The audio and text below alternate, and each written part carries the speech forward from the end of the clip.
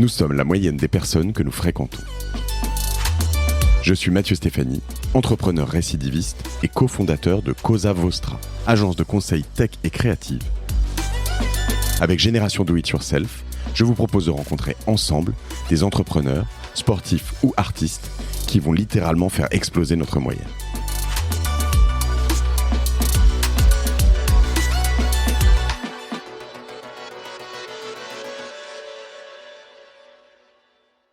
Il y a un truc qui était fondamental chez moi, c'était un article tu trouves ce truc, mais c'était un article de TechCrunch français à l'époque où ça existait.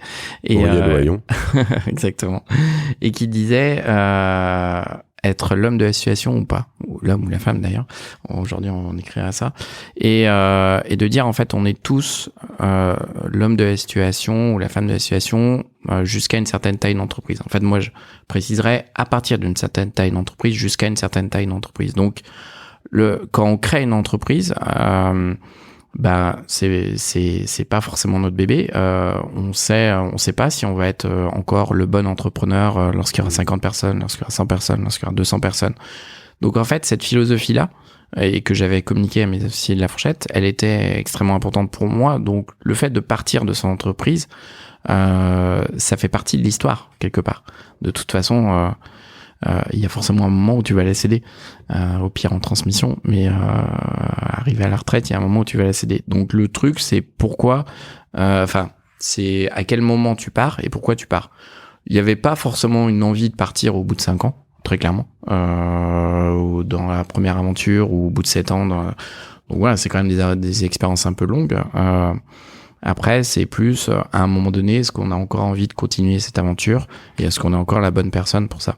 Moi, à chaque fois, c'était plus, est-ce que j'ai encore envie par rapport à la situation? La première, il fallait qu'il y ait 2 personnes qui partent sur 5 qui étaient prêtes à partir. Il y a que 2 personnes qui étaient prêtes à partir, donc la question, on s'est pas posée.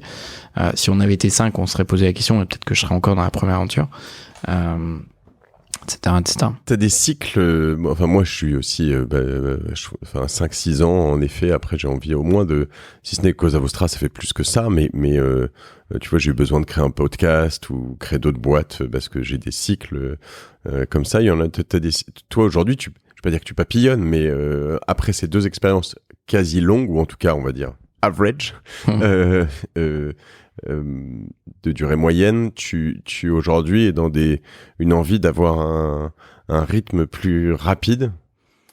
En fait, pour répondre un peu à ta question, je trouve que les fondateurs, en fait, en règle générale, ils en ont marre au bout de 7 ans. Et donc, au bout de 7 ans, t'en as marre de ta boîte, et en général, ça correspond au moment où tu vends ta boîte. Donc, la notion de cycle, elle est assez présente chez beaucoup d'entrepreneurs, parce que faut quand même pas se mentir, c'est quand même extrêmement dur. Derrière toutes les belles histoires, il y a des moments très très durs. Ça se passe tout seul. C'est un mythe qu'on essaie de faire passer aux gens qui hésitent à entreprendre, mais en fait c'est simple. On se moque de vous. Simple. C'est comme l'amour. C'est ça. C'est très simple. Et donc 7 ans, au bout de 7 ans, tu vois, il y a un moment dans la première aventure, pourquoi est-ce qu'on l'a vendu au bout de 7 ans? Parce que le CEO qui restait, donc le seul associé qui était resté, qui était devenu CEO, il dit, écoute, Denis, j'en ai marre de réfléchir à la problématique de points, j'ai envie de faire autre chose de ma vie. Ça correspondait à 7 ans. Et donc, c'est aussi normal, on a aussi envie de voir des choses différentes. Voilà, c'est pas toujours le cas. Il y a des gens qui sont capables de rester plus longtemps, mais j'ai observé ça, alors je sais pas les stats dessus, mais assez fréquemment. Et en fait, ce qui est assez intéressant avec mon modèle, c'est qu'il n'y a pas de phase de bootstrapping. Donc, il n'y a pas la levée Love Money qui va prendre 25% de capital. Moi, je veux prendre 25%, donc j'ai une cap table, une répartition de capital qui est tout à fait normale. Donc ça, tous les investisseurs adorent. Et en fait, il n'y a pas cette phase bootstrapping qui dure 2 ans, qui est hyper intéressante, où tu apprends avec 3 bouts de ficelle à faire venir des clients, à tester ton produit, ton product market fit, etc. Mais c'est une phase extrêmement fatigante. Et en fait, le fait de démarrer dès le début avec une levée de fonds significative, ça va me permettre, en tout cas c'est ma théorie, on va dire, d'emmener ta boîte plus loin et de vendre ta boîte au moment où elle sera plus grosse. Et potentiellement de pas la vendre. Parce que tu arriveras dans des phases aussi plus confortables où, comme tu disais, tu as des gens qui arrivent après les levées de fonds, qui vont diriger des départements, qui savent faire, qui ont 20 ans, 30 ans d'expérience, 40 ans d'expérience, et c'est absolument génial. Super intéressant. Et c'est vrai que je te rejoins sur les 6-7 ans, qui peuvent être 6 ou 8, mais en tout cas, on est dans ces eaux-là de gestion. Alors, c'est là où ça m'impressionne, ceux qui arrivent à aller plus loin, en fait. Je veux dire, souvent, t'as quand même des allers-retours. Tu prends même un Steve Jobs, même un Bill Gates, même en fait, ils sortent, ils reviennent. Elon Musk, Criteo, voilà. T'as un besoin de prendre l'air, et puis en fait, soit ça se passe bien ailleurs, ou tu vis d'autres choses, soit t'as envie de revenir parce que où il y a un besoin que tu reviennes. C'est intéressant.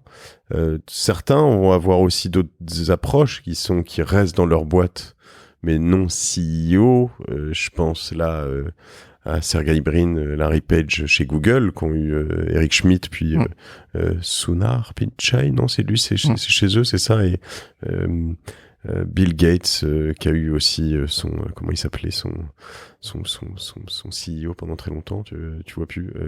Oui.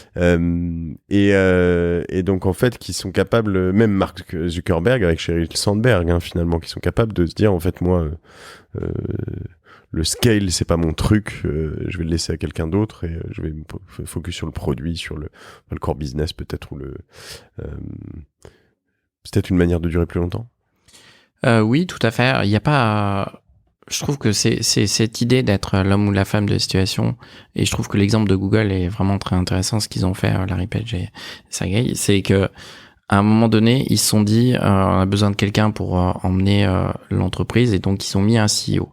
Et après, au bout d'un certain nombre d'années, du coup, ils ont enlevé ce poste-là. Et je trouve ça assez intéressant. En fait, en tant que fondateur, une fois qu'on a créé l'entreprise et que quand on a la chance d'avoir réussi, d'avoir une entreprise qui est grosse, etc., significative, et qu'on commence à recruter des managers, puis des head of, puis des C-level, et ben tout d'un coup se vient cette question un peu métaphysique: à quoi je sers? Et partant de là, c'est quel est ton rôle de fondateur? Et donc il y a ton rôle, il est à la fois sur la culture d'entreprise, parce qu'en fait l'entreprise elle te ressemble, donc c'est important de rester pour cette notion de culture d'entreprise, et te dire après sur mon temps où est-ce qu'il doit être employé. Et potentiellement ton temps il est pas forcément le plus pertinent sur l'exécution, il peut être sur les idées, il peut être sur lancer un nouveau produit qui va être stratégique. Tu vois, dans le podcast que tu as fait avec Vera Kempf, elle disait justement qu'elle travaille beaucoup sur la partie design. Voilà, ça fait partie des choses où c'est peut-être plus important que elle en tant que cofondatrice, elle passe du temps sur d'autres choses qui vont être lancées plutôt que sur le core business. Mais chaque boîte va être différente et chaque choix est différent, mais c'est intéressant de se dire ça potentiellement. C'est passionnant, et c'est aussi dur, et j'ai eu cette discussion avec une amie entrepreneur récemment je pense, n'était pas très heureuse dans son job de CEO, d'être capable de se dire, attends, moi ce que j'aime c'est faire ça, en fait, c'est faire autre chose, et c'est faire même dans ma boîte, en fait, et c'est pas toujours très simple, mais c'est vraiment quelque chose d'intéressant qui évolue, enfin qu'on commence à pouvoir voir avec justement la littérature des startups.